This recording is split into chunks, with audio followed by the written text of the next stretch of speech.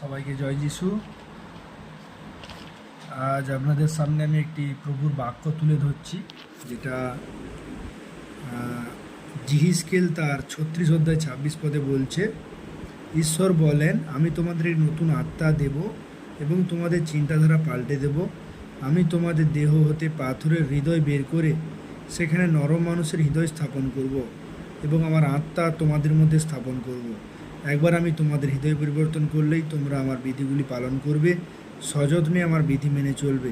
তখন আমি তোমাদের পূর্বপুরুষদের যে দেশ দিয়েছি সেখানে তোমরা বাস করবে, তোমরা আমার লোক হবে এবং আমি তোমাদের ঈশ্বর হব।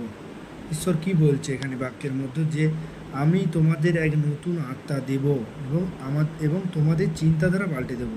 এখানে প্রভু বলছে যে আমি তোমাদের এক নতুন আত্মা দেব এবং আমাদের চিন্তাধারা, যে আজকে আমাদের চিন্তাধারা কি রয়েছে, যে প্রভুর প্রতি আমাদের কোনো চিন্তা ভাবনা নেই, আমরা শুধু নিজেদের চিন্তাতেই ব্যস্ত রয়েছি।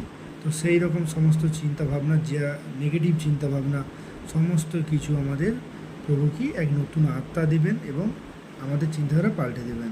এবং আমাদের পাথরের হৃদয়, আমাদের হৃদয় বড় কঠিন হয়ে যাচ্ছে, প্রভু সেটা বুঝতে জানেন এবং তিনি বলছেন যে আমি তোমাদের দেহ হতে পাথরের হৃদয় বের করে সেখানে নরম মানুষের হৃদয় স্থাপন করব।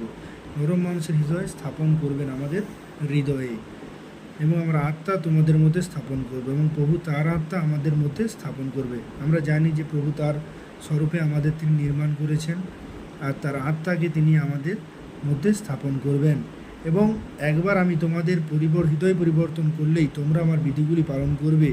তাহলে যখন প্রভু আমাদের হৃদয়কে পরিবর্তন করবে তখন আমরা প্রভুর বিধিগুলি পালন করব এবং সযত্নে তার বিধি মেনে চলব।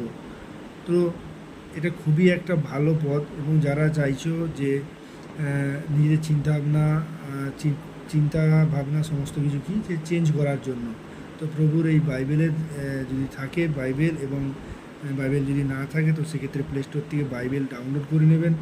বাইবেলের মধ্যে জিহিজকেল যে অধ্যায়টা রয়েছে তার 36 অধ্যায় 26 পদে কিন্তু তোমরা এই বাক্যটা পাবে। তো সবাই ভালো থাকবে। ঈশ্বরের গৌরব প্রশংসা মহিমা হোক। জয় যিশু।